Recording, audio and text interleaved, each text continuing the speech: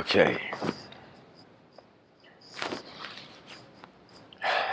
This cosmic existential event requires you.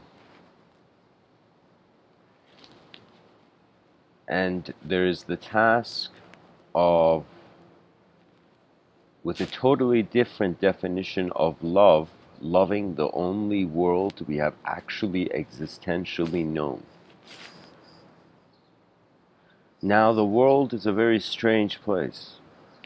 It is a place where there are known methods, there are unknown methods, and then there are methods pending.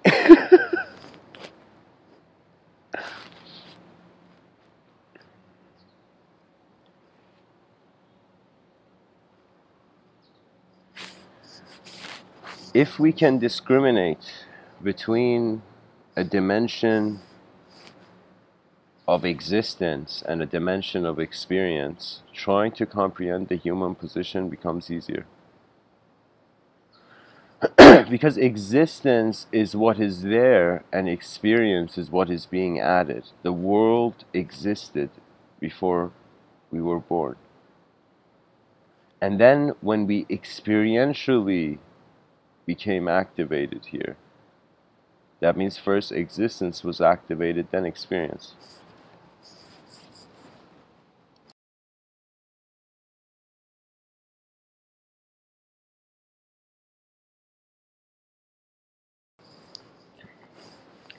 Existence is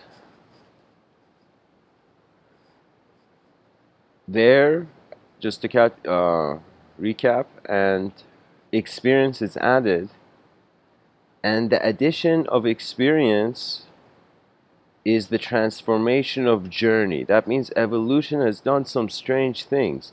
It has focused on the acoustical expression of this creature. That means evolution has worked 4 billion years just so we can speak.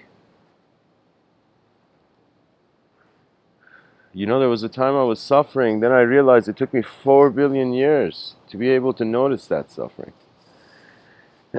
You know?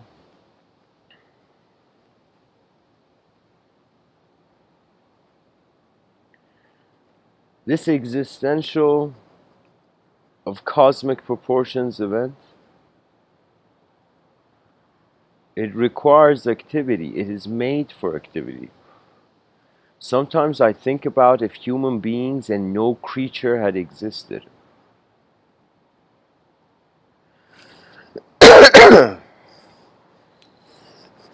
Or evolution could never become this conscious. You know? Sometimes it makes me feel, who would have this world been made for? That means if we weren't in it, whose home would it be? Whose meaning would it be? You know, I find this interesting. The cosmos is like a room, and people are entering it and exiting it. Now, there are some who enter it and exit it, and they fly solo. They don't engage the realm. And then there are those who really engage it to a point that they notice they're exiting, so they leave behind messages in bottles.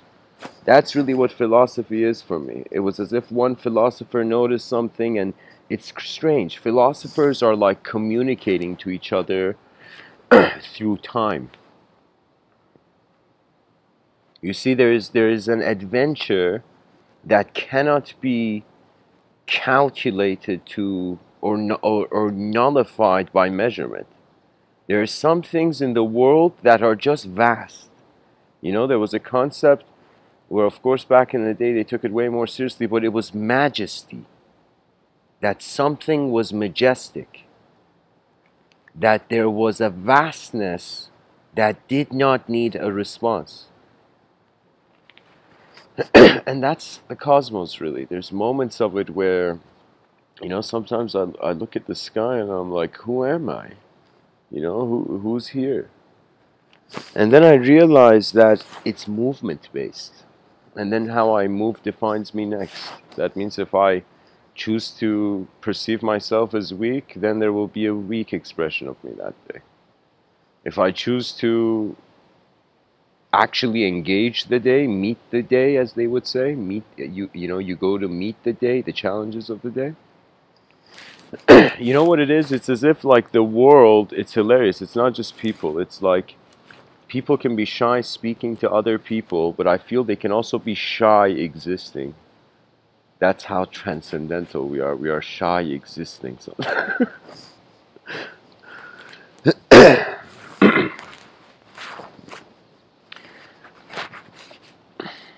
So guys, Charles in the chat section says reality equals sign that which is, being equals potential, existence equals actual. Yes, I agree with that model, Charles.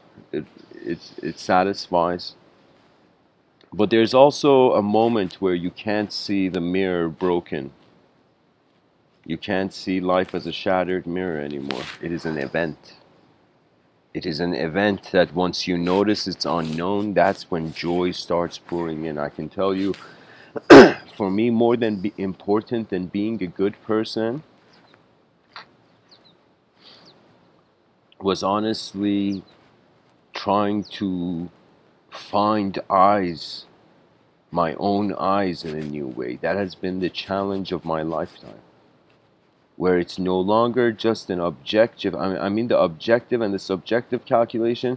If you put effort, it gets surpassed. It gets like it's easy to find the rhythm of abundance. When I say abundance, of course, I don't mean physical. I mean karmic abundance. That means it's as if like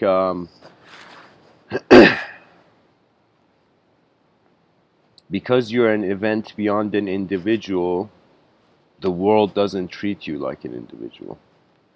And so you notice your presence before your personality emerges, and life becomes actually, it reverts to the simple.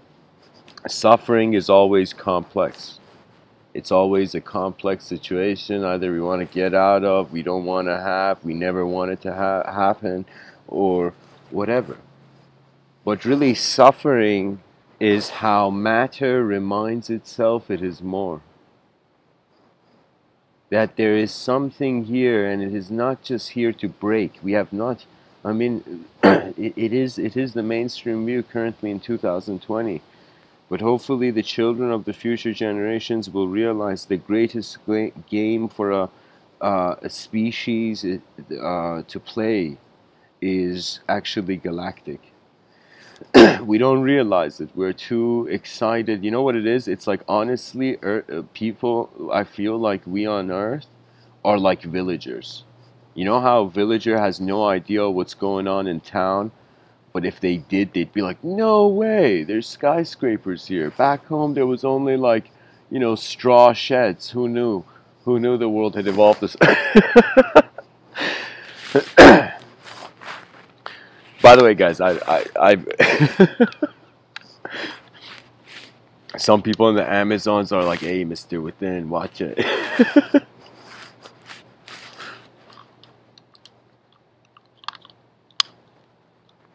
I have found that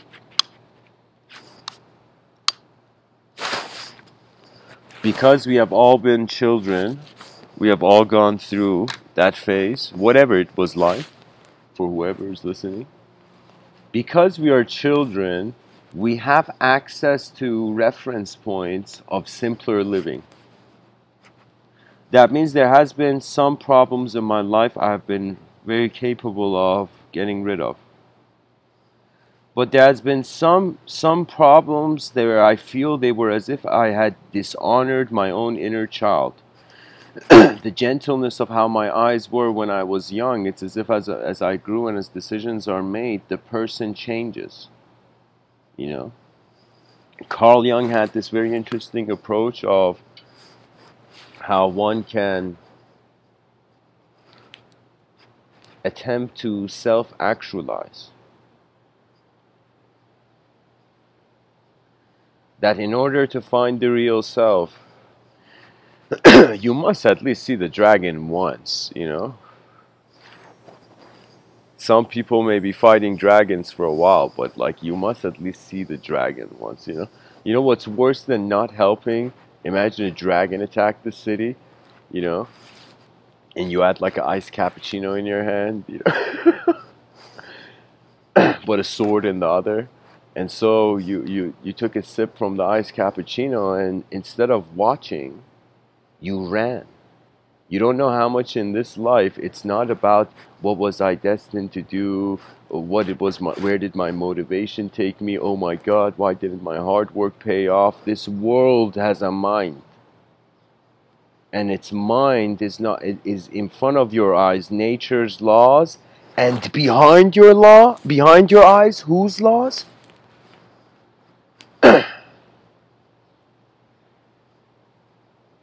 What we are all attempting for, the free.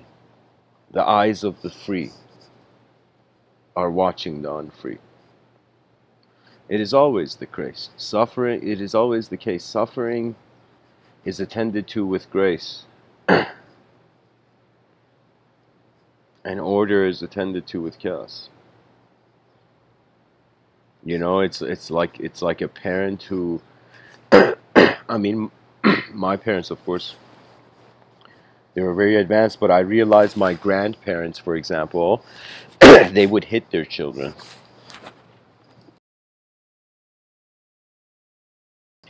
And I wondered what was this thing? What was this thing of hitting children back in the day, and it led to a child with better character or something. Then I realized when I went to Iran, guys, I realized this, that it's because they had this mentality that if you hit the kid when the kid does something wrong, then you don't have to hit yourself when the kid does something very wrong late years later. So when you correct a problem early on, it's less likely to happen.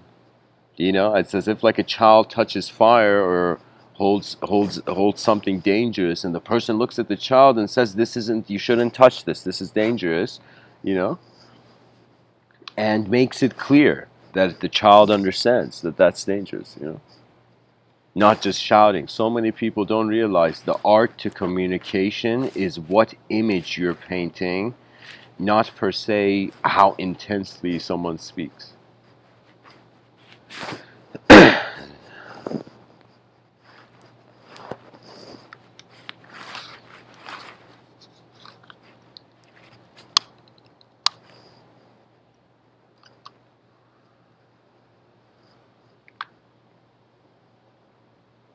There's honestly a simplicity to life that makes ideology feel that it's all from the past. There's a simplicity to the present. That in one moment you can be like every other species on Earth, just engaged in the ecosystem. We are such fascinating creatures that due to having an inner realm, a subjective self, we identify with an inner landscape. So actually our attention throughout the day is being diverted. That makes sense. That means throughout the day, we as human beings, our attention is going to two dimensions.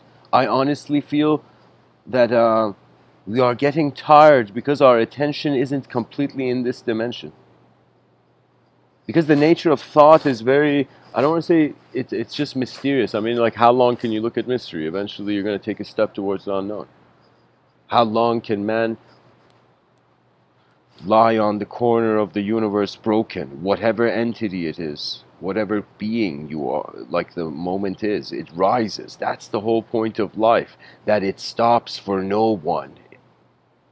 That time is doing its thing. It's as if the human being was like, hey, time, can I be immortal? And time's like, sorry, busy, you know.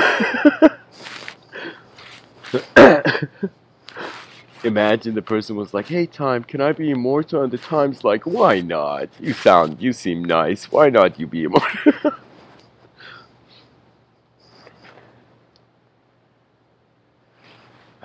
You know, guys, it's impossible not to be a fool in this world by attempting to explore it. Like, all explorers are fools. You know, there's some explorers who, you know, because it's always a risk.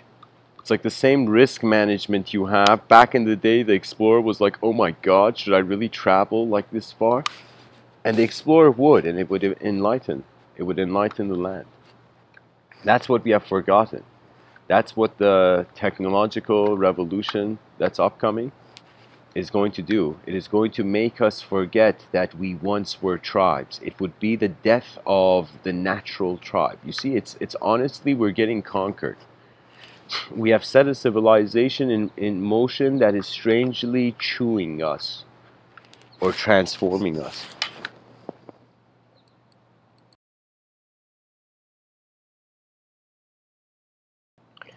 So guys, my attention came to the chat section again. Welcome everyone. Yeah guys, feel free to share ideas in the chat section. You know, the chat section is not for me who's giving the talk.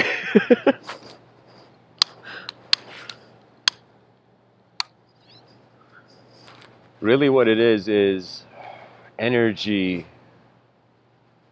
and how we conduct ourselves as energy. There was this incredible rabbi who actually was a scientist, and I saw it in a YouTube video. I don't remember the man's name, but he was in a debate with like 3 other people on stage. And this rabbi said something incredible when he was being challenged for his theistic perspective, and he just looked at the other side of the table, other side of the discussion in that YouTube video, and he's like, I see we're just packets of energy. Now, why should packets of energy have such coordination? Eventually, it comes to some point. You see, that means whatever we can treat this life as just as atomic, but the epigenetical spark is too foreign to nature. That means when I look at all the other species on this planet and I look at us, I am like, what the fuck? Like what? How is it that the superiority of our sophisticated use of language makes us conscious that we are mortal? That means if we couldn't understand, if we didn't have time, we wouldn't know we die. You know, that means every animal you see is in the here and now. That means when Eckhart Tolle was saying come to the here and now, from an evolutionary standpoint, every animal in nature had listened to Eckhart Tolle.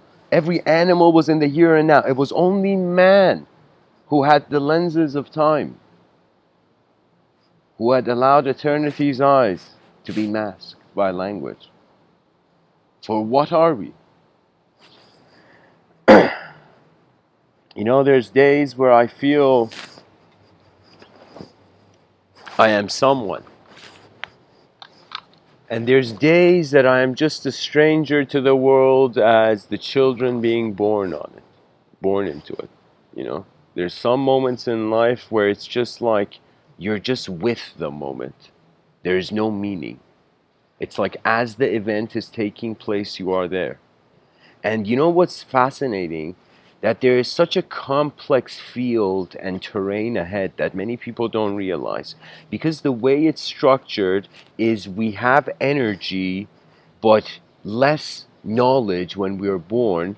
And when we get old, we have more knowledge, but less energy. Right? So what it means is old people pretty much need to teach young people. That's pretty much what that means. Yeah? That means if teachers, if any educational system, the teacher is not above the age 70, that teacher, okay, 70 may be too old. If the teacher is, okay, no, 60 is too young though. Okay, let's say 65. Okay, I think people, when they retire, they should all become teachers. Don't mind me. I don't know what I'm doing. But I think everybody who retires should become a teacher. You see, this life is built on the energy you input into the system. If you input care, strangely, it's as if it echoes it back. If you input honesty, You may not expect, if you expect the honesty, let me tell you, you shouldn't expect anything in this life, because nature didn't sign a contract that it has to be exactly. The outer realms didn't sign a contract that, all right, inner realm, all right, person who's going to be born in this world, you know, the whole world's going to listen to you. It's not the case. The situation is that we are roaming in variables that are clear and unclear. In Tibetan Buddhism, they have this concept, they say, I mean, I read it in a book called The Clear Mirror, but it was the idea of treasure revealing. And Tibetan Buddhism was the first time in my life personally, this was 2013. I was like the most Tibetan Buddhist Persian guy ever.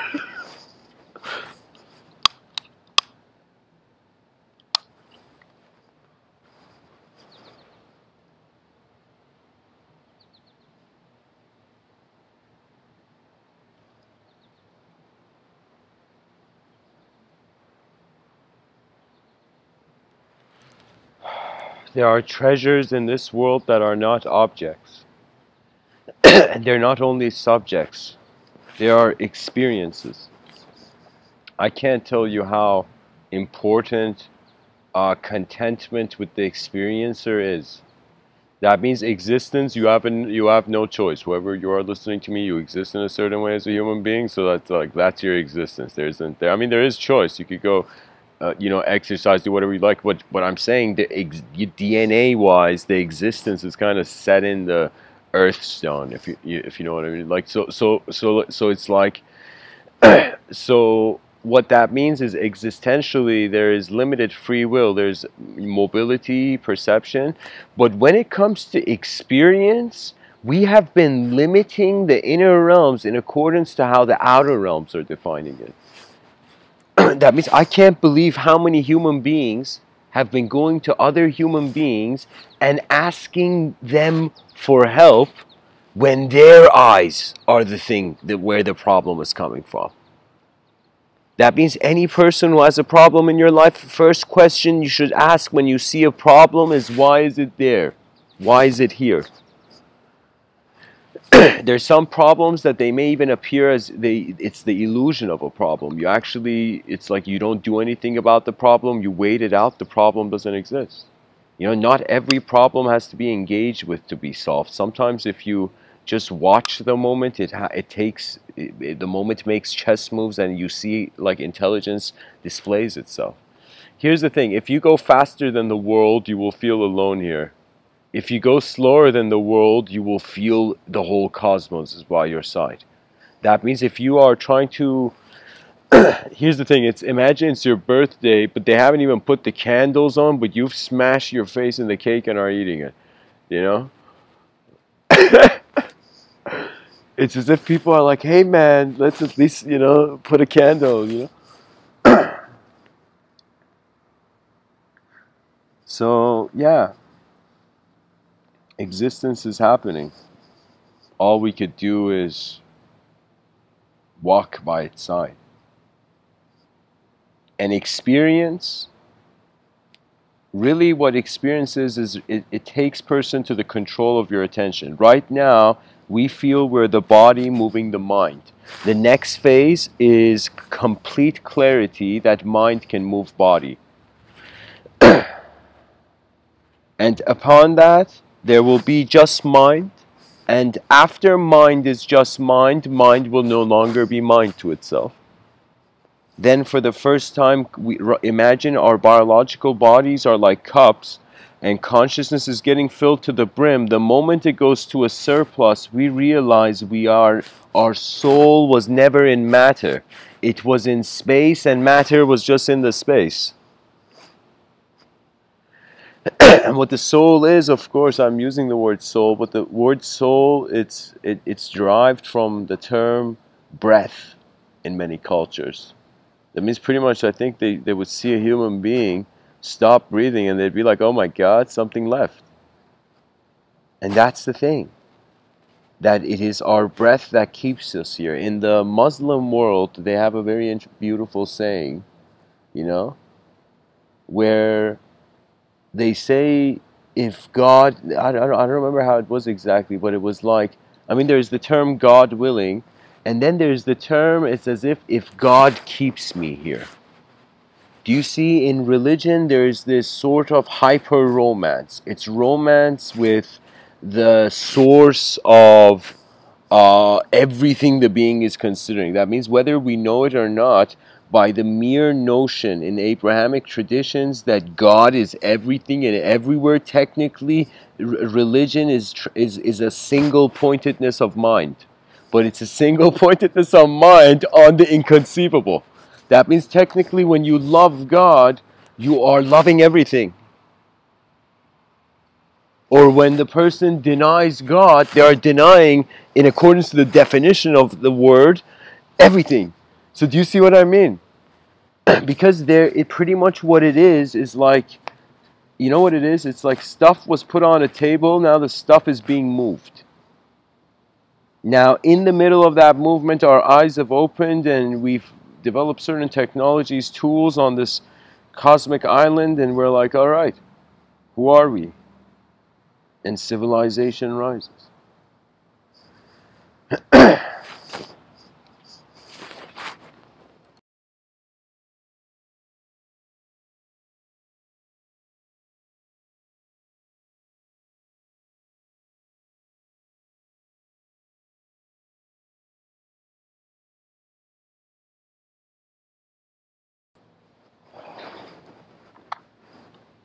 You know, I had written this short story. I mean, honestly, it was a chapter of a short story, but I had the idea kind of in the context. Pretty much, I saw this scene in my inner realms where there's this one black sheep, and it is going against all the white sheep who are going towards the slaughterhouse.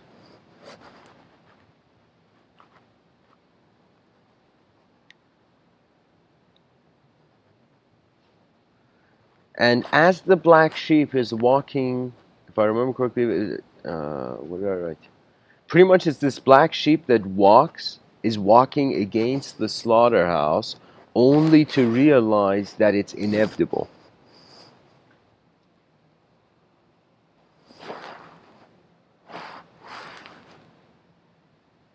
It's inevitable to escape the slaughterhouse time. That means whatever causes violence, you just wait and see. Who's been violent on this planet, just wait and see how hard time's hand will hit.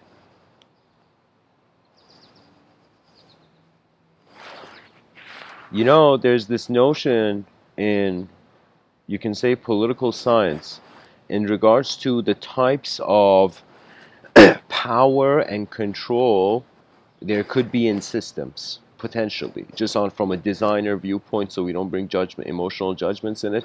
What I mean by this is that there is a sort of open control. When you see dictators, they're open control. You know, dictators like, yo, I want this, it's gonna happen, you know, and everybody's like, oh no, you know. So that's overt, kind of in the open control. And then there's this notion of a hidden control, which is, for example, on a subliminal level. Illusionists, mentalists, they use it. I've kind of looked at what they do, and you know what it is? All mentalists, you know what they do? The poor guys are doing hours and hours of research. They're literally placing the things the person is picking up all around the environment. You know?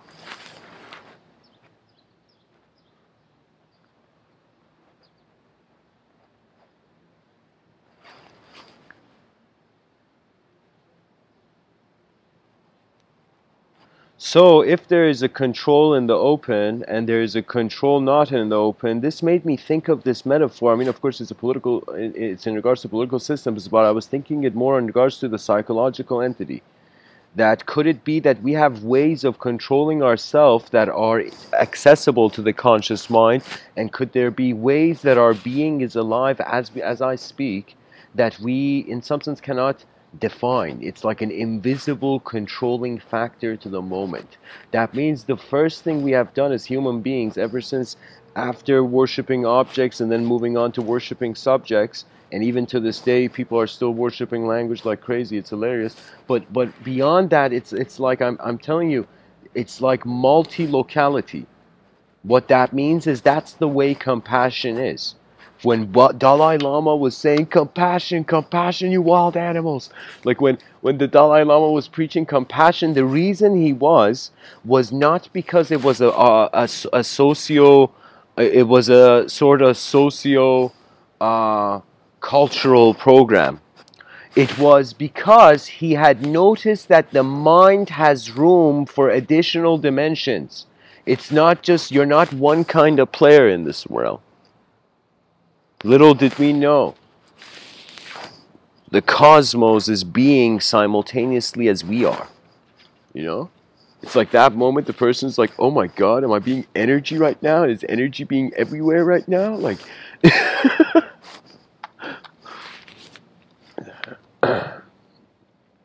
it's like the moment the young child read, what is it, the third law of thermodynamics? Where it's like, energy cannot be created. Oh, sorry, not third law, first law of thermodynamics. Where energy cannot be created or destroyed, it can be transformed. It can change from one form to another. You know, and I thought, oh my God, if a kid really takes in what it means that your energy, how could you die? Energy cannot be created or destroyed, but it transforms. Literally, science is giving a definition of immortality. Now, just imagine the consciousness. There's consciousness added to the picture.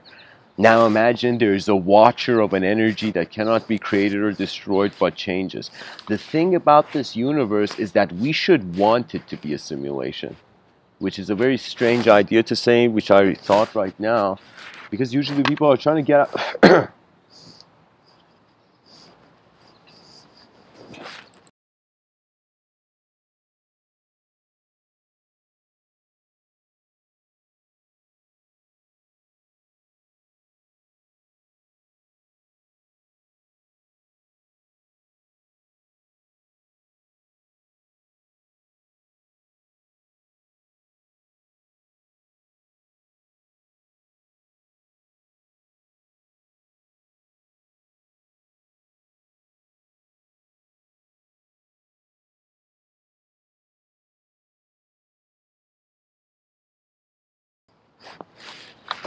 So, Franny says, I don't agree with that law of thermodynamics, but maybe because I'm a mystic. No, no, no. Mystics are believing the same thing.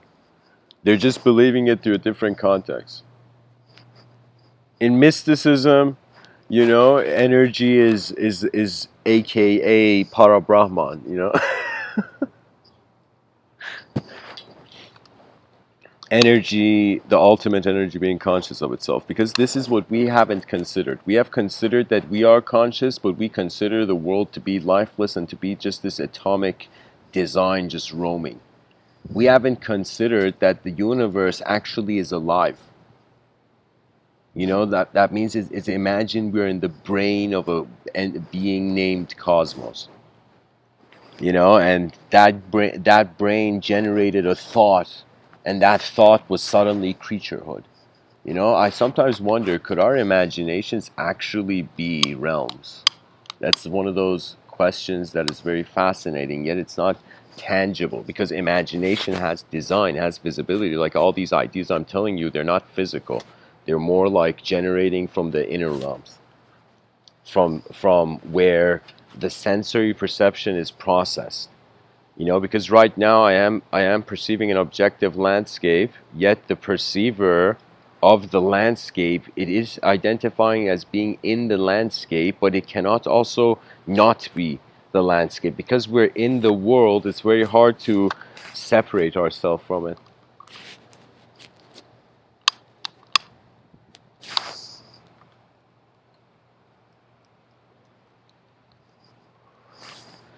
You know, in certain schools of thought, I mean, in Shintoism, pretty much is like next level reincarnation. In Shintoism, well, of course, the idea of reincarnation, transmigrating soul from body to body to body, like it's as if like an eternal being is changing temporary clothing. You know, that's the Buddhic view. And it seems like the creature has to make up its mind, the eternal being has to make up its mind.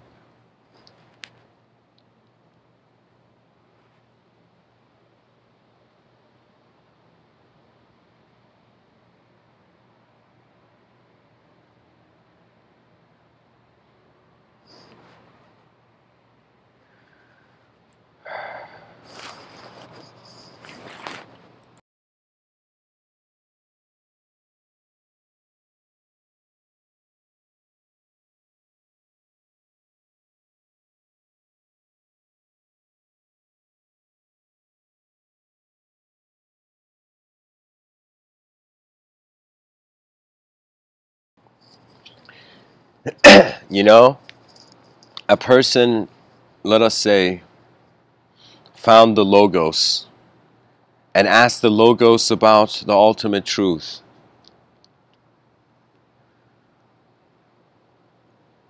And the Logos said, look in the mirror. Look in the mirror, for if you do not see it there, there is nowhere else you can see it. If you cannot see your mind is happening in an instant, that means there is presence. Existence is like one presence, and experience is what really considers the personality. So any human being who tunes to their existential resonance, you're not an individual. Anytime you notice existence, it's one event. But as we journey through this existence, because we kind of leave off a trail of language everywhere, so we have a sort of narrative to our life. You know, I think the idea is, if the idea of death is scaring so many people, we can get rid of the idea. If the experience is scaring people, then we can at least understand it before it happens, or try to. In this epic show, one of my favorite narratives on this planet, this show called Shingeki no Kyojin. There's a commander in that show where there's a scared soldier and they're all about to die. And the scared soldier is like, was it all meaningless? You know, this life, was it meaningless? You know, and actually the soldier says, are we going to all die? And then the commander's like, yes, it's in Japanese. So the commander says, Soga, you know. And then, and then the person says, was it meaningless? And the commander gets angry. He gets angry because he shouts and he says, no, it was not meaningless. For our meaning is that we live for those who will one day find the meaning. There is no greater idea.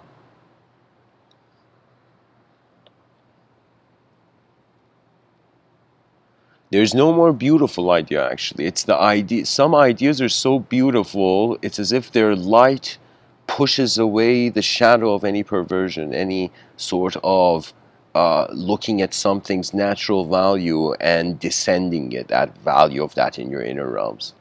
What that means is, like, there was a huge notion of purity, but purity, people thought it was only in regards to the outer realms. That means it's like, when I see a dishonest human being, I see a human being who has not understood the strength of honesty. It's hard to watch liars because they are breaking themselves. They're missing out on who their nature is. Every moment in this life you try to be like something else, you miss out on you. And it's not necessarily you miss out on you. You never miss out on the you. You are the you. It's just that attention can really just... We can say, as there are desires in the outer realms, there's desires in the inner realms. You know? Don't think I'm not aware of it. Desire is natural to some degree. That means when a person gets thirsty, they desire to drink water, you know?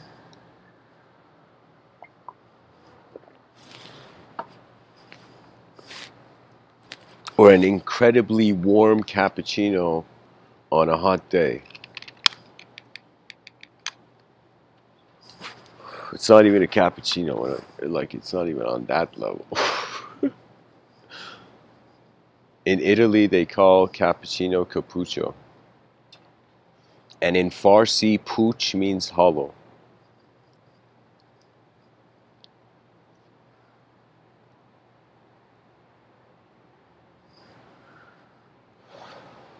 We have to prepare the species for its global emergence.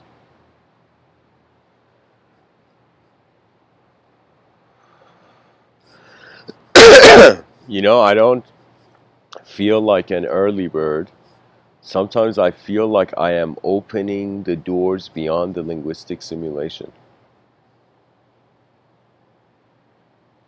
You know what it is? It's like anything you fight in this life, you're shackled to. You know, that it doesn't matter whether the archetype is of the master or the servant or the dominant or the submissive.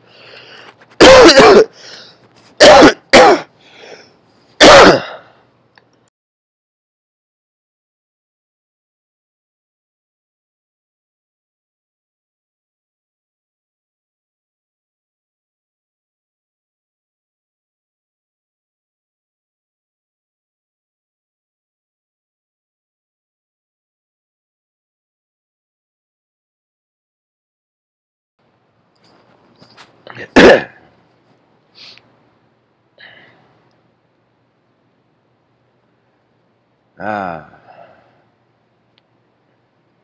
you know, in the word desire, we see the word sire. The word desire, maybe in French, is the sire. You know.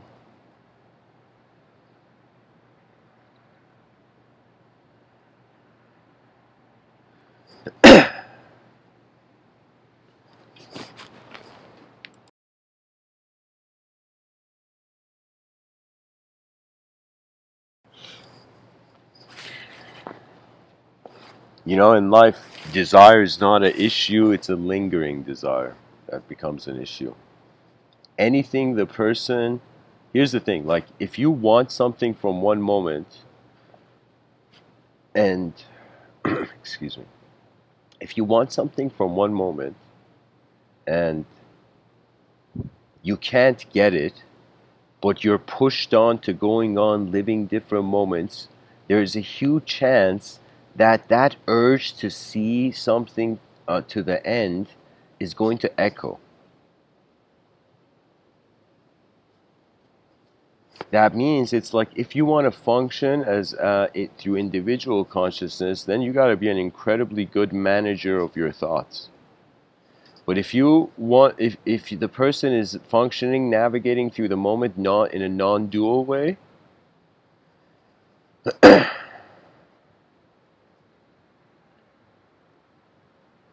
then you have trusted the world.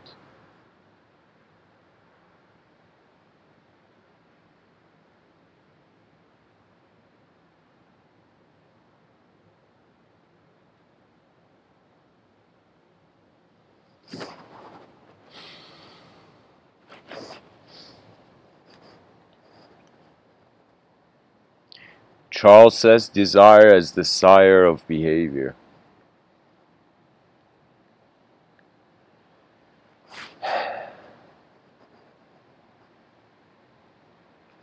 Honestly, what can we desire? It's temporary. Even Alexander the Great knew. You go out empty-handed. There's a story about Alexander the Great when he passes away. He has written in his will to be a person who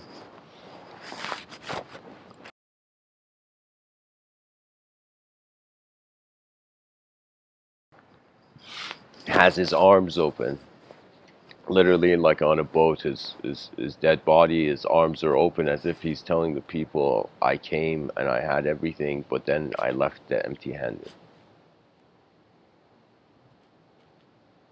That's the thing. That's the total resolve to the chaos of the mistakes that accumulate to become perversion. What that means is anything your attention has failed to leave, there's a huge chance that the person identifies with it. You know what that means? That means there's moments in life where the person loses, and there's moments in life where the person wins. Now, those moments where the person loses, someone else is winning, so the person feels their natural self isn't right, so they identify with the self of the winner. Sorry guys, I need to drink some water or something.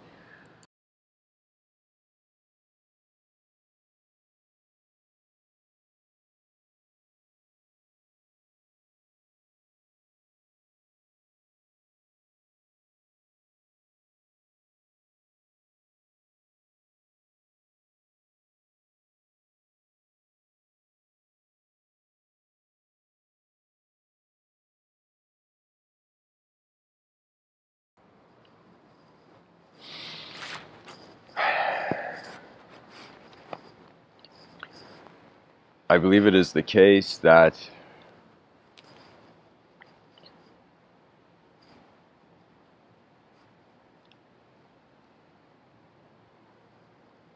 things break more easily than they are built.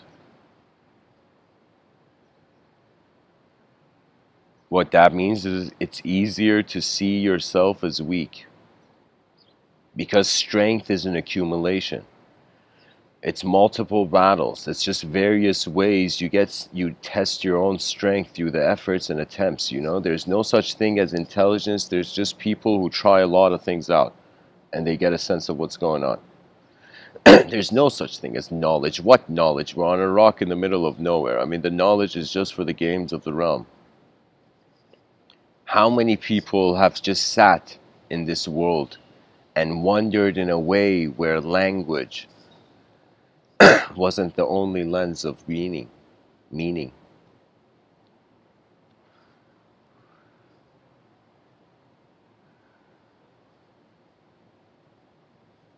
Guys, I thought of creating a new word here, which is not a new word, but is a new definition to the word beaming.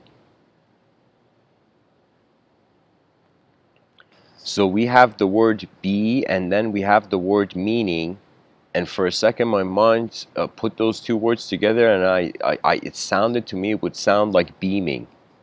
Do you know? And a beaming, what is it? It's like how meaning is being through a light beam.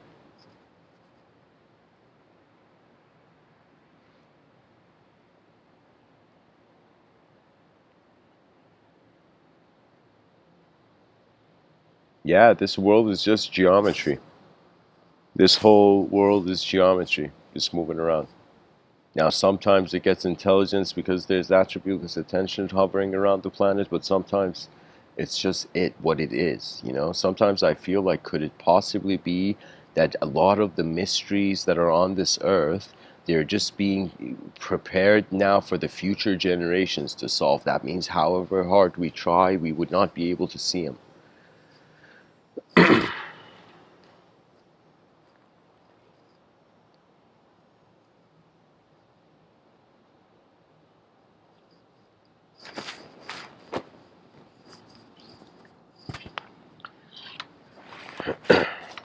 If we go extinct, technically, guys, we're all fools. That means all the IQ of every human being didn't matter if the species goes extinct. I mean,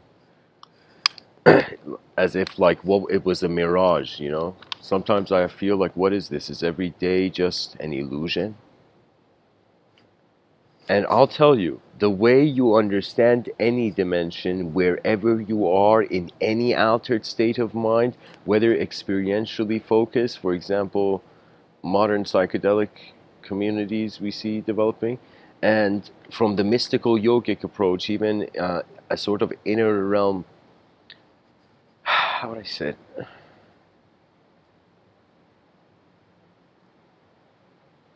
Our knowledge is based on us controlling the mind or attempting to, but the inner realms, there is no hands or legs or a body to control anything. That's the power of the watcher of an event.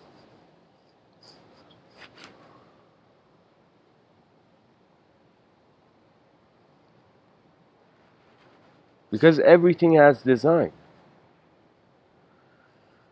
Everything that we speak about is even relevant to design.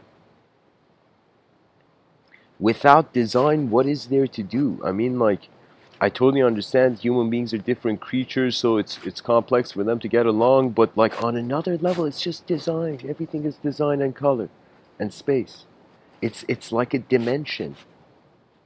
So what needs to happen is that car needs to stop honking. Oh, okay, nice.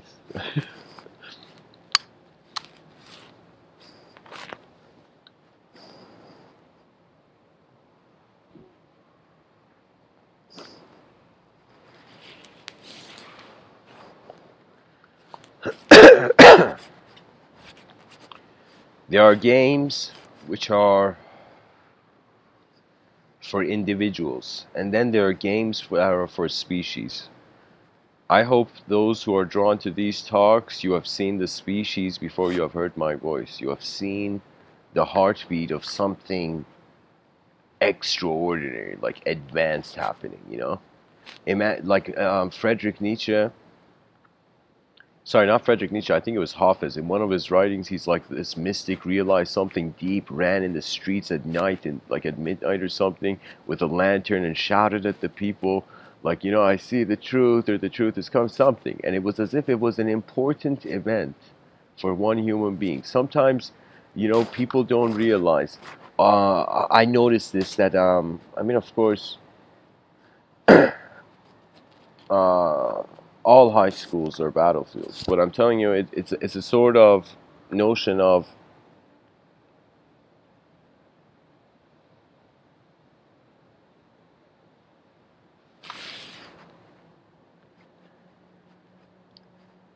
if the person doesn't, if the attention does, if the person doesn't put an effort to exist, then existence moves their experience. I'm maybe not having the right words for it now, guys, but there's something with an interaction of space and what's in it.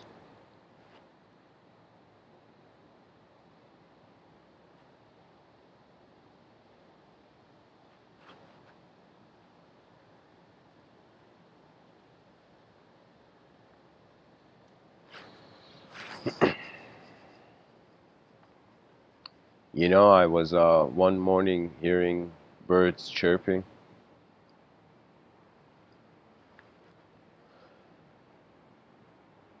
and I thought, what if aliens see human beings and that's how they see us?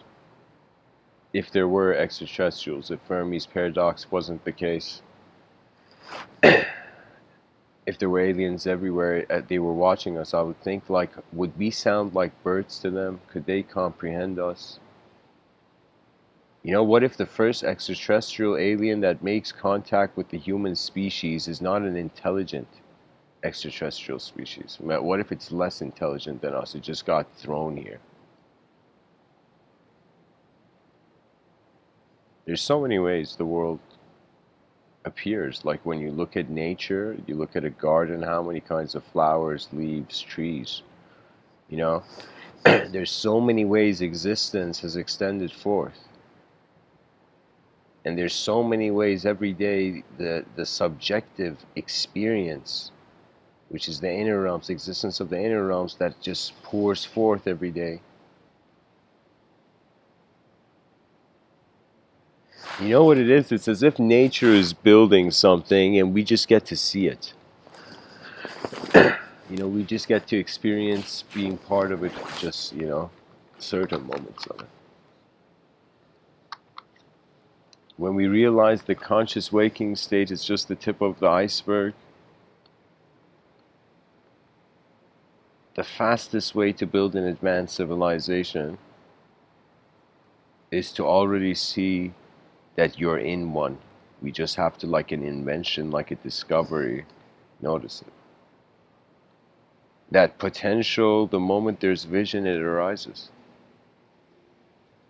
That after a point, whether it's speech, whether it's listening, you just notice everything's like your heartbeat. You know, that's the elegance of nature. Who was it that said, nature is not mute, it is man that is deaf. It is man that is not hearing the wisdom of his world. You know, there's so many people on the planet who are interested in ghosts and spirits, and even esoteric societies, you know, looking at the theosophical standpoints of communicating with interdimensional beings. And it's like, from one point, it's like, first of all, esotericism is rude to the unknown. To go into the unknown with ideology is rude. But here's the thing, anybody who wants the spirit, who wants to see a spirit, guess what? You are one. If you can notion the idea of the existence of a spirit even. So technically everybody has access to a spirit. you know, but it is just their life force, or how the laws of nature have allowed this condition to be a realm of meaning, you know. It's just, life is like a haiku. It's an observation of the most phenomenal occurrence.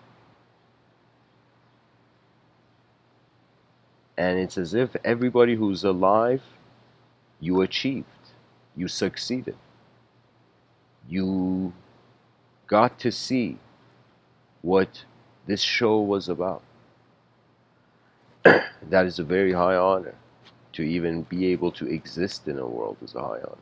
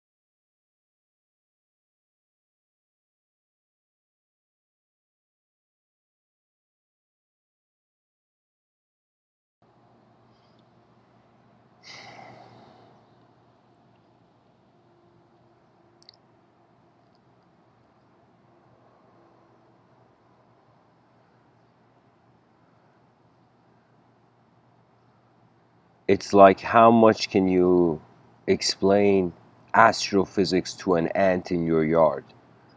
That's what I feel like Revelation was.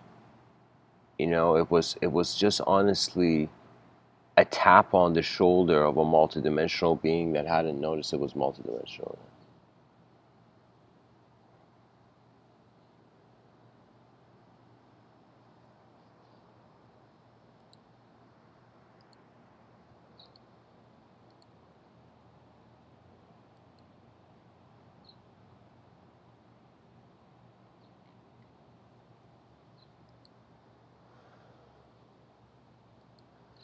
Okay.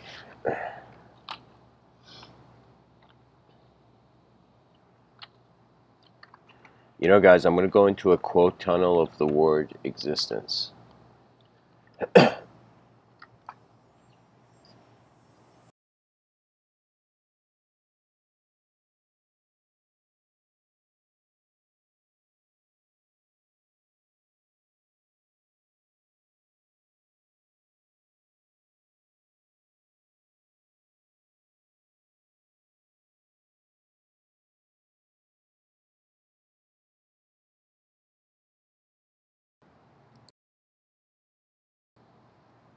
Alright, guys, so whoever's new, quote tunnel is me pretty much reading a bunch of quotes from people back in the day, either, you know, just to see how the inner realms of other human beings have seen the concept of existence. Natasha Leon. Existence itself is disconcerting and disorienting. Cormac McCarthy. Whatever in creation exists without my knowledge exists without my consent. Vladimir Nabokov.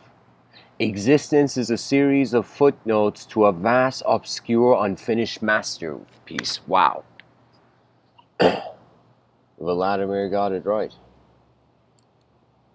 That's a very, very, very nice quote.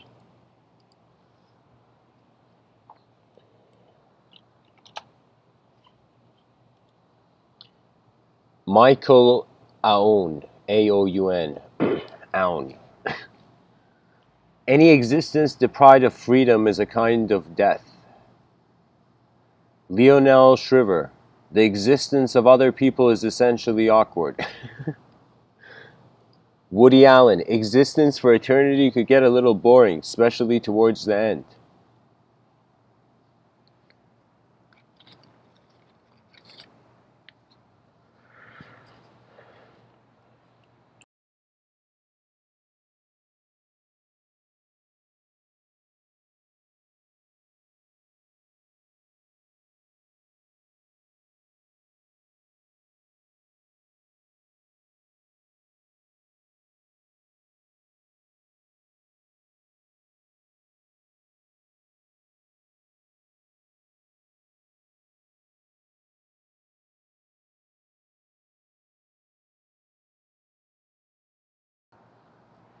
Christopher Charles Harris. The meaning of existence is that you have simply existed at all. Robert Anton Wilson. Existence is larger than any model that is not itself the exact size of existence. Existence is larger than any model that is not itself the exact size of existence. Yeah, he's pretty much creating a narrative through this sentence. He's making it a way where you can't study existence unless you're all of it. Khalil Gibran says, in one drop of water are found all the secrets of all the oceans. In one aspect of you are found all the aspects of existence. Wow.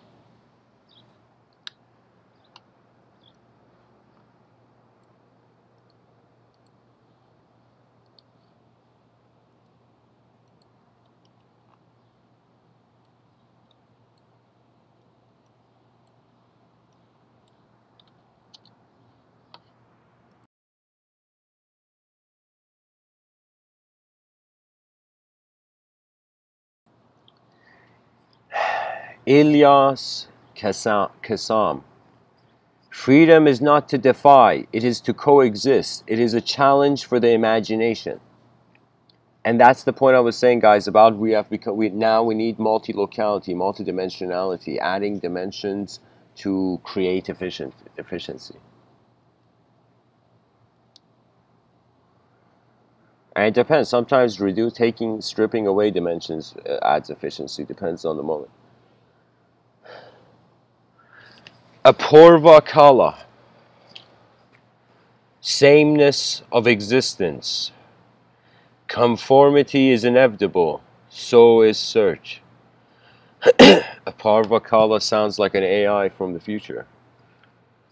Conformity is inevitable. Yeah, because the system's laws are defining us. And then says, so is the search. Yeah, you're searching in the laws of the realm. That means the laws will remain a mystery regardless of the search. The full totality of the laws of nature.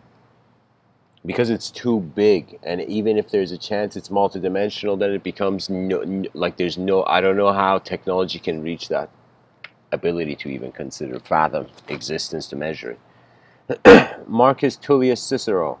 The existence of virtue depends entirely upon its use.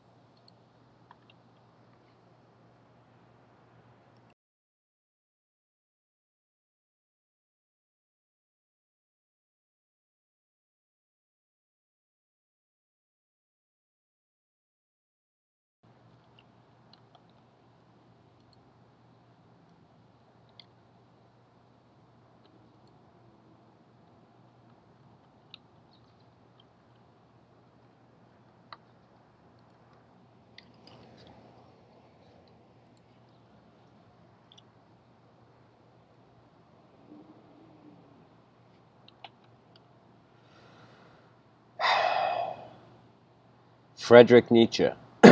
Existence really is an imperfect tense that never becomes the present. Yes, because the inner realms are, as Robert M. Persick says, a handful of sand on an endless beach.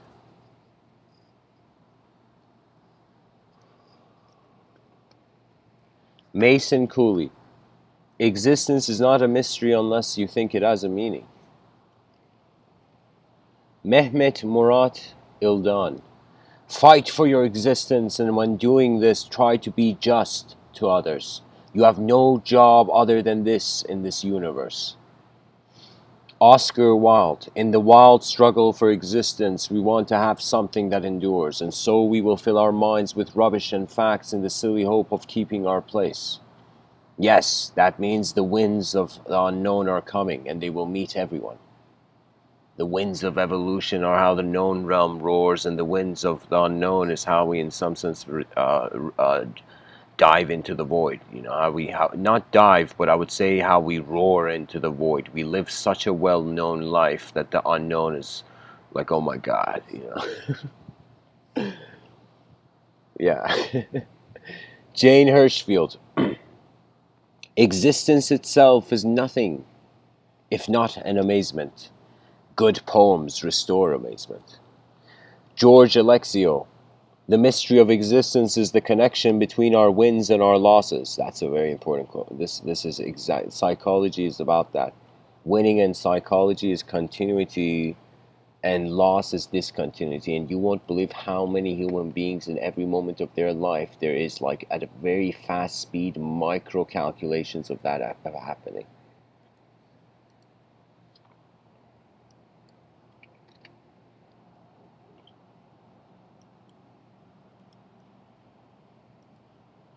John Updike.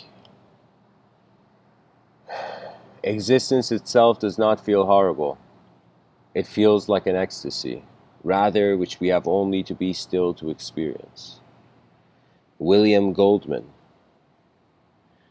Existence was really very simple when you did what you were told. Joseph Woodcrutch. Every time a value is born, existence takes on a new meaning. Every time one dies, some part of that meaning passes away. Susan Sontag.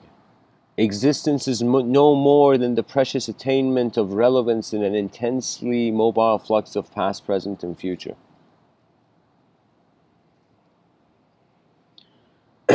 Susan Sontag hasn't realized the present, past, present, future. Their imagery is given from a moment that is there's no past and present future. That means for the state that is defining past and present future is timeless. That means whoever came up with this is why this is the case, that whoever wrote the word, came up with the word time, probably a guy named Tim.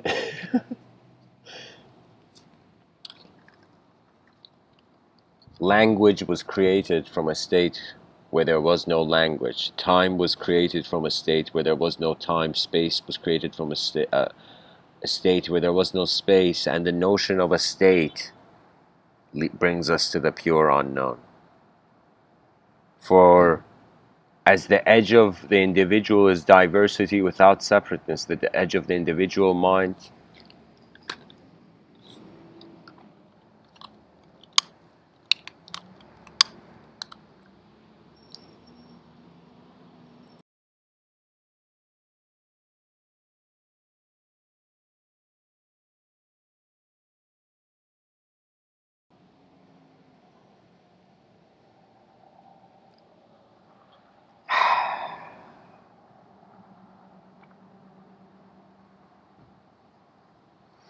the world turns regardless of how we want it to turn.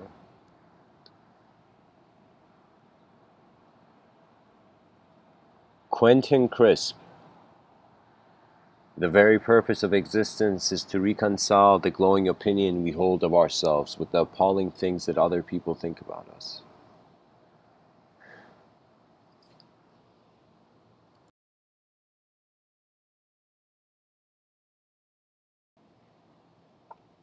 The existence of things does not depend on the existence of words. Marty Rubin. Norman Vincent Peale. The life of inner peace, being harmonious and without stress, is the easiest type of existence. Yeah, guys, there's something incredible happens when in your whole life you have been walking against the river, and then you realize you've been walking the wrong way, and a sort of revolutionary gentleness opens the mind into noticing so much more from the landscapes of information it goes through. That means if you look at how many designs, that means everybody should technically be a master painter. I don't know how this is not happening, because we record so many ways of movement, so many shapes, forms, so many color spectrums, varieties, like so many moments of different value. And it's all being recorded in this biological camera that we're calling our brain. Who knew? We're a director that's inside the camera.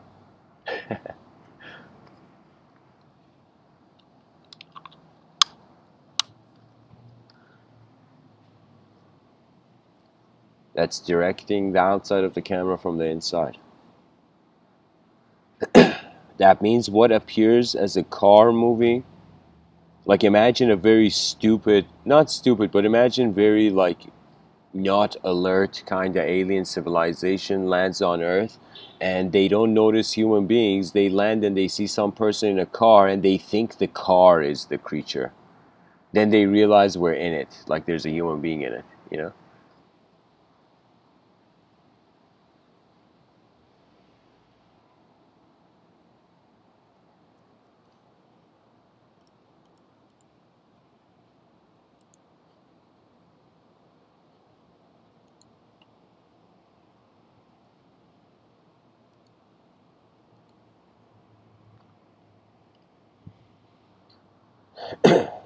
Mahatma Gandhi.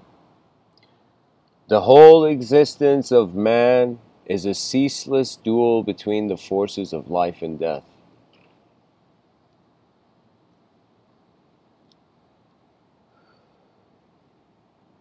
Yeah, it is like a duel. It's definitely something where strategy is required for survival.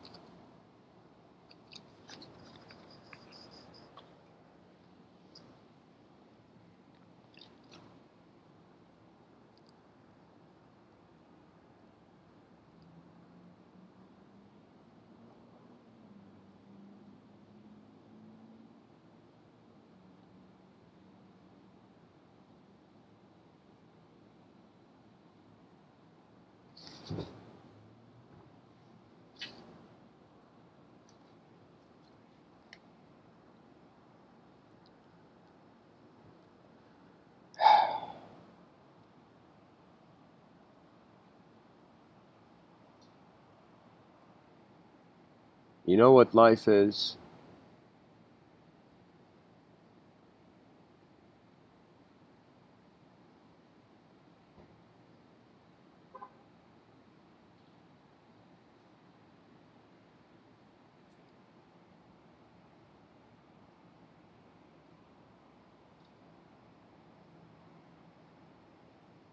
It's an event generator.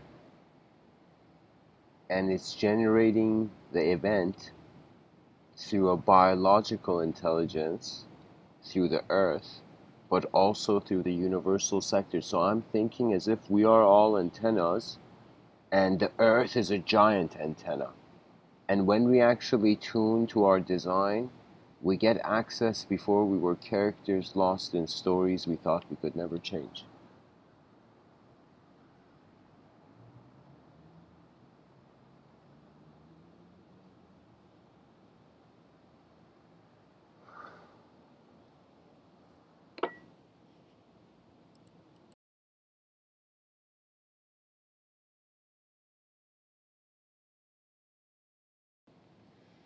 Duncan McNaughton says existence is where the soul goes to learn how to interpret itself again.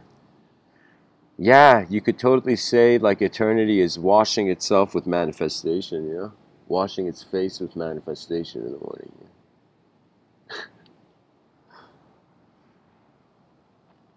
Yeah. Charles Bukowski. Existence was not only absurd, it was plain hard work. You know, this goes back to that rabbi gentleman who I saw in that talk where he said we're packets of energy. It's as if, yeah, we're a candle giving off light. Now we're giving off light isolated in our inner realms. That's why I'm saying share your inner realms. You're like a temporary candle that happens every day once. Because what's the point of feeling free when the freedom person's expression is limited? You know? It's like telling someone they have freedom, but only in one room of a house or in uh, one room of a planet, like one nation of a planet. Do you know what I mean? It's as if it's like when will we reach that a level of wisdom where we're like, no way, we're all human beings. We should just uh, allow access, planetary, try to bring planetary, full planetary access for the educational system and educational reform. I thought of this idea of one student mind developing. Pretty much there should be a club in every university called One Student Mind. and all those clubs should have access, you know. It's as if, like, I'm trying to say,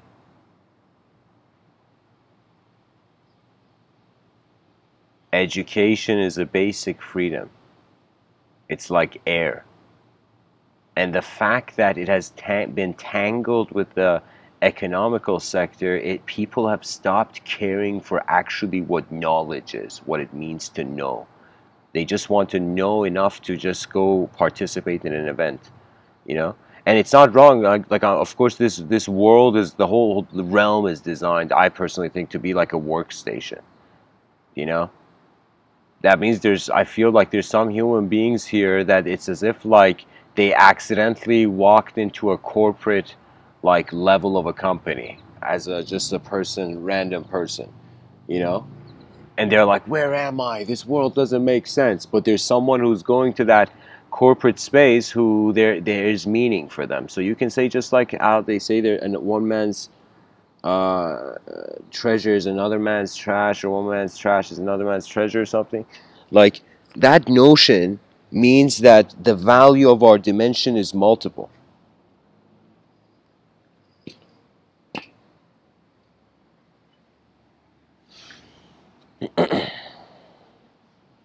So anyways, guys, I'm going to read a few more quotes and then end this off. Johann Caspar Lavater, existence is self-enjoyment by means of some object distinct from ourselves. Anton Chekhov, and existence is tedious. Anyway, it is a senseless, dirty business, this life. It's not like that dirty, but like, but there's always intensity in anywhere where there's different, just, it's like weather, you know.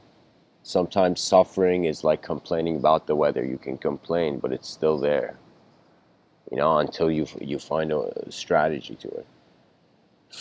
Rebecca West, existence in itself, taken at its least miraculous, is a miracle. Philip K. Dick, the existence of a majority logically implies a corresponding minority. H. L. Mencken says the basic fact about human existence is not that it is a tragedy, but that it is a bore. It is not so much a war as an endless standing in line. Simone de Beauvoir says no existence can be validly fulfilled if it is limited to itself. No existence can be validly fulfilled if it is limited to itself. Yeah, because here's the thing. Existence isn't a painting on a wall. Like, there is a level where people have desires, where I think a lot of people have desires to be like a painting on a wall. Especially a lot of women on this planet. And to be a painting on a wall means it's like you're trying to experience life like a statue, but you're not a statue. So the existence has to change to see new dimensions.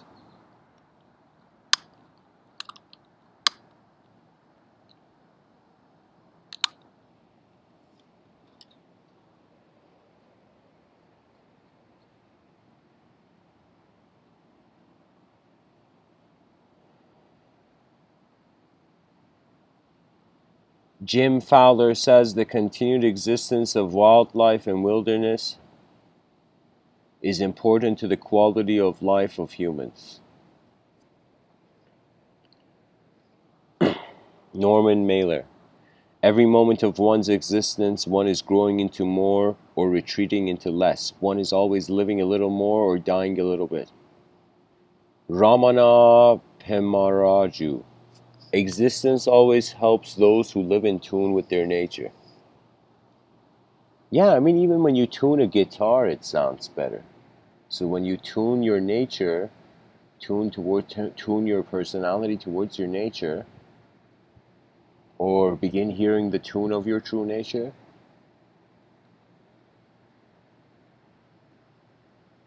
there's something pleasant. It's as if that unknown yearning from the heart of hearts is restored only when the person has the courage to actually go through this life.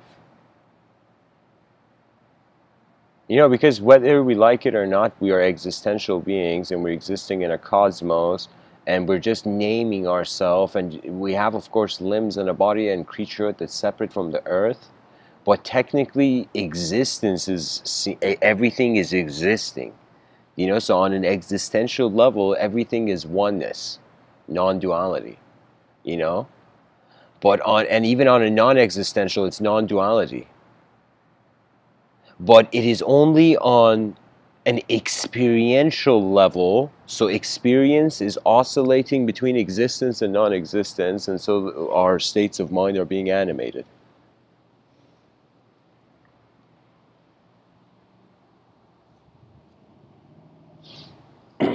Kedar Joshi says it is impossible to imagine existence void of any intelligence. Yeah, it's kind of like how Rene Descartes realized you can't doubt the doubter. That was probably a mind-blowing moment for Rene Descartes. His route was this methodical doubt. So he was doubting everything to see, to use it as a sieve or a filter for reality. And then he realized he can't doubt the one who's doubting. So that's another way of saying where Kedar Joshi says it is impossible to imagine existence void of any intelligence. Why is it impossible? Because intelligence is imagining. Imagination requires existence before you can imagine existence. You know. So what I'm trying to say, it's like, because you are your attention is the light in the room. Whatever is happening in the room eventually is coming into is because of that light technically for you. MF Moonzajer says, if your existence does not make any difference, you're no more than a dead body. Wow. Swami Vivekananda. The whole secret of existence is to have no fear. Never fear what will become of you. Depend on no one. Only the moment you reject all help are you freed. Yeah, because really, it's like like in this notion of nirvana is like the person sitting on a chair and is endlessly searching for something outside to pull them off the chair, but they got to get up themselves. So like the whole point of empowerment is that you have the power to actually move yourself. You know, like that's the whole notion of healing. Like imagine like this like mystical energy healer, like in the New Age community, healing this person, and he's like, I've given you energy, you know, now you have energy, and the person suddenly like wastes that energy on something meaningless. Imagine you heal someone and they do like 20 backflips, and you're like, yo, what? Yo, like the healer could be like, yo, man, what is this? You know, you're using that energy to do backflips.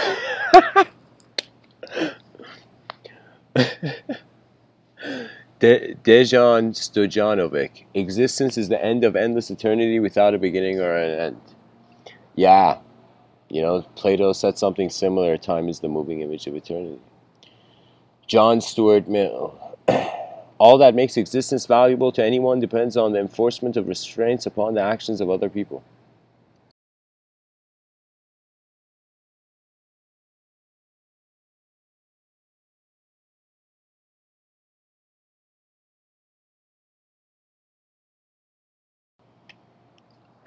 Rene Gaudet. The simplicity of existence is that it is. The complexity of existence is that it is not. Literally, that means truth is simple, the illusion is complex, the simulation is complex. Friedrich Nietzsche says the existence of forgetting has never been proved. We only know that some things don't come to mind when we want them. Yeah, this is a good point. I've given in some talks a certain commentary on this, that it's not that we forget things, it's that the thoughts were never ours. It's like a landscape.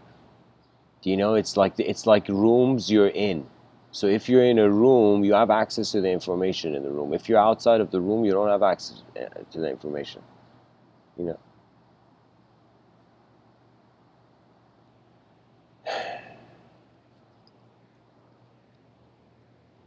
You know, thoughts can even orbit. I personally feel thoughts are subtler uh, patterns, just oscillating. Sorry, not oscillating, orbiting. Ayn Rand, existence is identity, consciousness is identification. Yeah, consciousness is noticing you're identified. Robert Louis Stevenson says the existence of man is so small a thing to take, so mighty a thing to employ. Simone de Beauvoir. Existence must be asserted in the present if one does not want all life to be defined as an escape toward nothingness. Jose Louis Rui. Jose Louis Rui says you only exist because of the agreements you made with yourself and with the other humans around you. Yeah, I mean, ideologically only he's speaking, probably.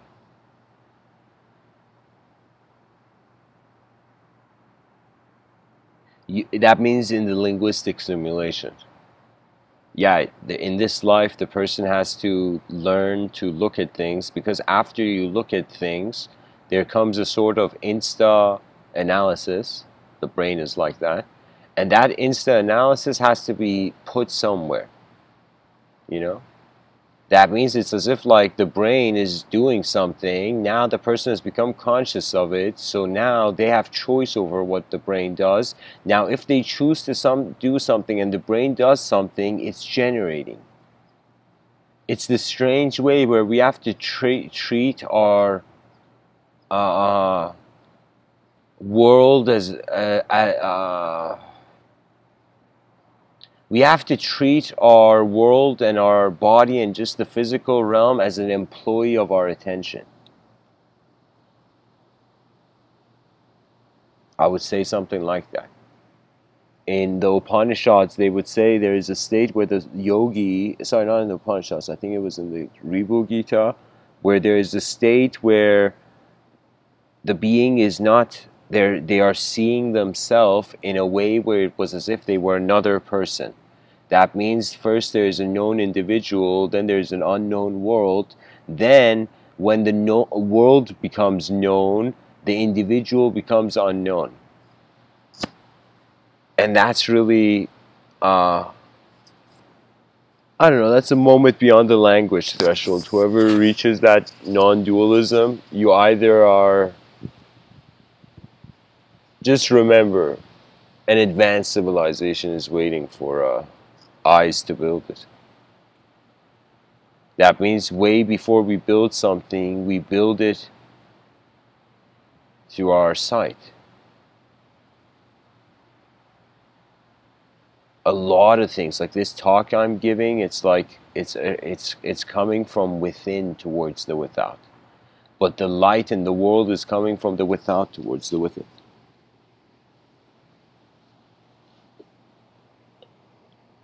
Last but not least, I don't know, it just says Rajneesh. Rajneesh says existence is a mystery and one should accept it as a mystery and not pretend to have any explanation. Yeah, but it's not pretend to have any explanation. It's just that it's an explorer's, it's uncharted territory. It's just that there's so many things that humanity knows, but there's so many things we don't know. So technically, any human being who goes towards the new, you're suddenly going to find yourself at the edge of some uncharted territory. And most people fear not realizing that's where the doors to novelty open once you surpass fear. Once fear is not as important to the nature of your eyes in this realm, you know.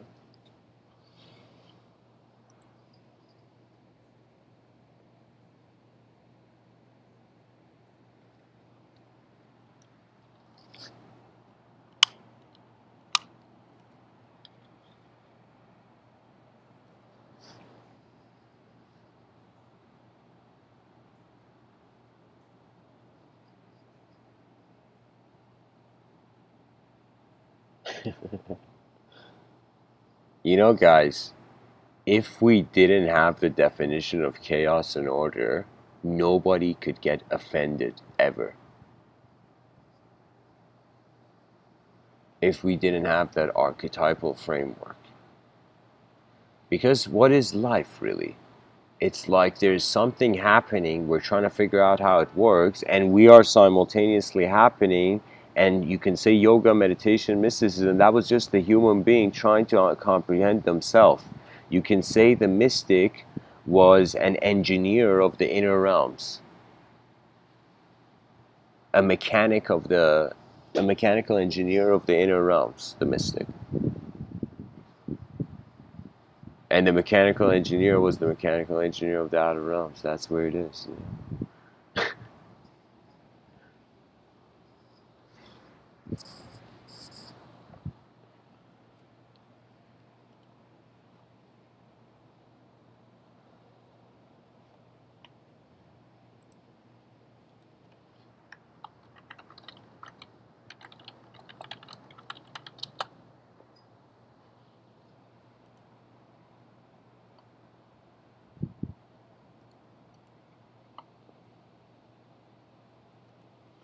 There's a poem by Hafiz. He says the poem is called "Someone Should Start Laughing." Hafiz says, the Sufi mystic from 700 years ago, he says,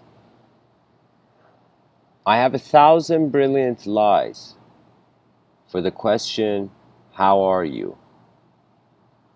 I have 1,000 brilliant lies for the question, what is God? If you think that the truth can be known from words, if you think that the sun and the ocean can pass through that tiny opening called the mouth, oh, someone should start laughing. Someone should start wildly laughing now."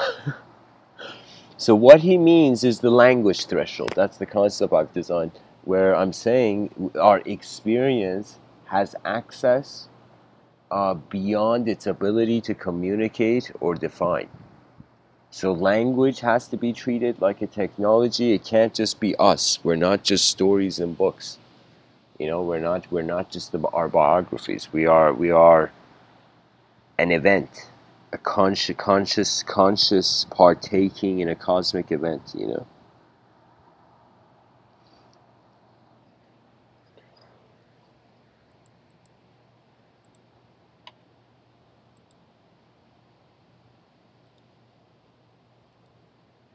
There's a poem by Hafiz. He says, "Keeping watch. In the morning when I began to wake, it happened again. That feeling, that you, beloved, had stood over me all night, keeping watch. That feeling that as soon as I began to stir, you put your lips on my forehead and lit a holy lamp inside my heart." Of course, he's a mystic. The notion of the poem, when he says beloved, he's saying that it's as if like once you realize that your personality conducting an energetic presence, the energetic presence has no conception of individuality. That means in a non-dual state, there is no suffering. There's nothing even to suffer. And there's levels of either self becoming non-dual first or the world becoming non-dual. When the world becomes non-dual, what I mean by that is that you feel you're in one world, but you are being multiple selves, like going throughout the year celebrating different birthdays and whatnot.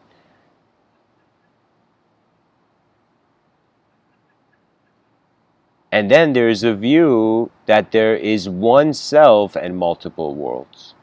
You know, the self is non-dual and the realm is endlessly multidimensional. It's like entropic and it changes, and I don't know, like there's a heat explosion at the end, so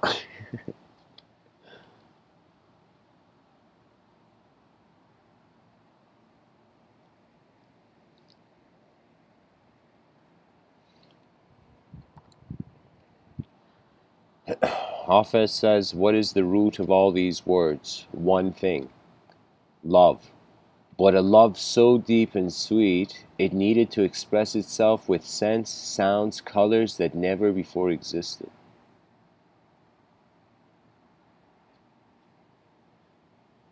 It's like as if humanity is the expression of of how much the planet loves itself. Imagine. Anyways, guys, thanks for listening. I hope this episode was helpful.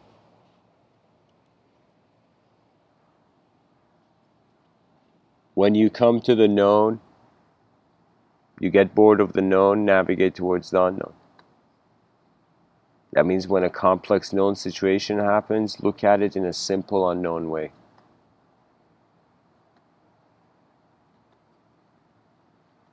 When a simple situation happens, simple problem happens, the solution is like complex and unknown.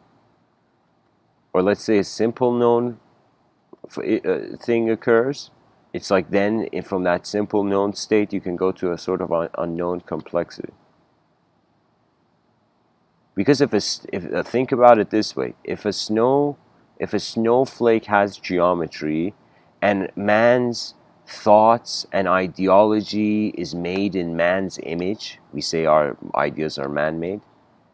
So if it's made in our own image and we are made in the image of nature and nature's image is geometrical, so technically there is a geometrical common denominator dimension between all existential and experiential phenomena. That means the bridge between existence and experience is geometric.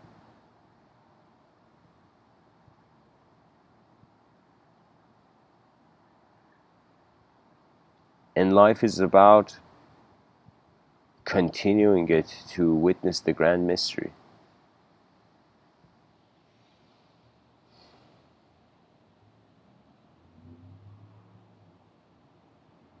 And as the Diamond Sutra says, keep your mind alive and free without abiding in anywhere or anything.